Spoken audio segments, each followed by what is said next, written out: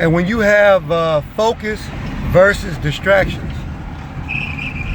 focus versus distractions. Now I used to have headaches a lot. Used to have a ton of headaches, and some of it came from youth, being young. I used to have a difficult time being out in the sun for a long period of time, even though I would play football up and down the streets and in the park, tackle and everything like that. But I used to have headaches, so I had to start wearing hats and things like that to go outside a lot. But as I got older, I think I kind of grew out of it a lot more. And then so I started to learn that the headaches that I did have after that point came from some form of stress, some type of discomfort that might have been occurring in life. Coming from the East Cleveland area, which is not one of the greatest environments per se in terms of a habitat or a culture to live, I was raised in that environment, which leads me to where my belief in God became stronger, understanding that this cannot be it. This cannot be it. So as I started to work on my focus and get away from being distracted, from being in the environment that I was a part of, I started zoning in on what was important. As I would have relationships with people and deal with women and whatnot, and learn how to handle being in school with other people, the guys who want to try to showboat or impress the girls with behavior, and also dealing with the females that were interested, I guess, in establishing a relationship with a young man and going to prom and all that type of stuff, dances and all of the back and forth conversation about who's dating who and all of that. And because I was not a crowd favorite, I participated in sports a little bit, but not too much because I was afraid. I was scared to play. I was scared to play football, and I never had the courage to go out for the basketball team. So I kind of allowed myself to sit in the background and just let things happen. Because I might have been labeled as a nice guy, had a reputation that preceded me in terms of being kind and respectful, I think I was viewed a certain way. And that may have also assisted in plugging up some of the progress that I probably could have had I used my original mentality, which is to knock somebody's head off their shoulders.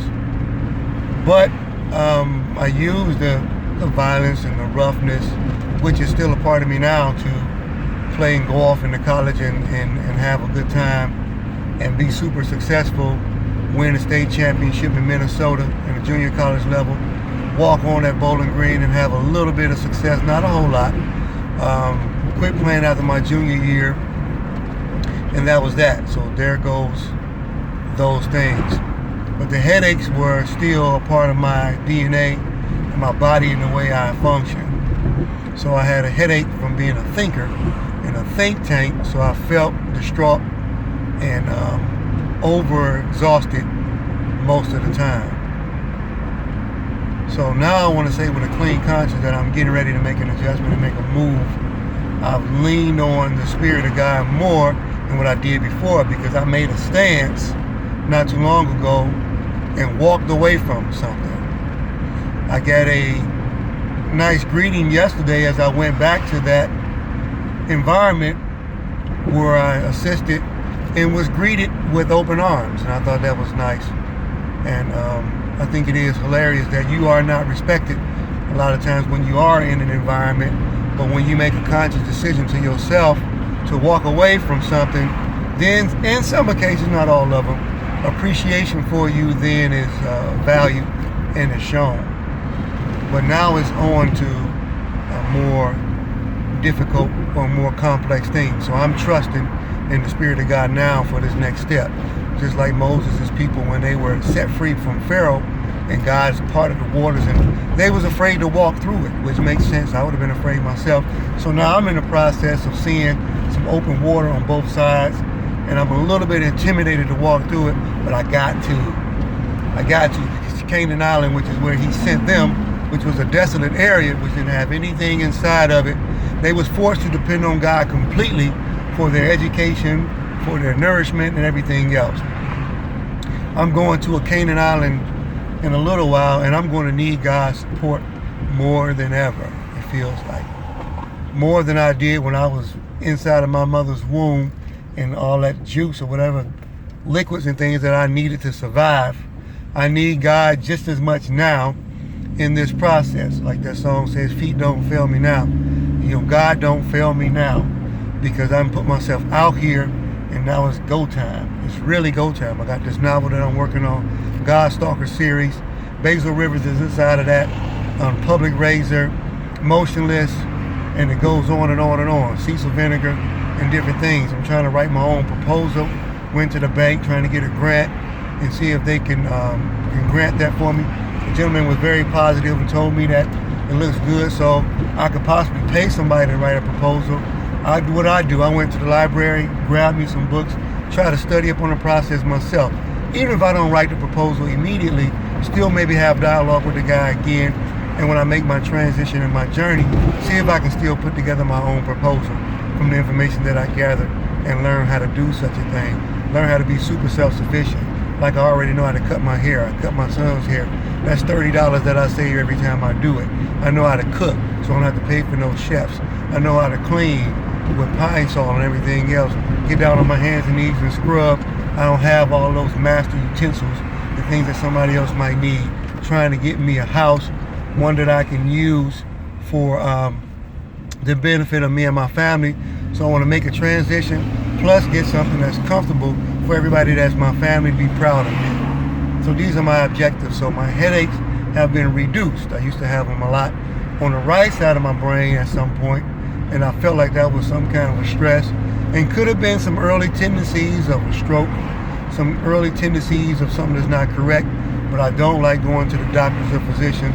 I'm over 40, but I'm not interested in anybody sticking their fingers or anything anywhere near me and my daily life. So I'm cool with that. I've learned about the process of people dying going to the hospital, so I guess I'm like the other cats. I'd rather just die on the curb. I know women, when you get into a relationship with them, they encourage you to go to the physician because they want you to be around to work so that your labor can pay for everything that they need. Women usually are healthy. They might be a little bit looking like duplexes, but they still kind of healthy. And they want you to be in a relationship so you can get your behind out there and go and work. So that's the objective. And they want to share you with other people. So relationships don't work, so now I got to deal with that.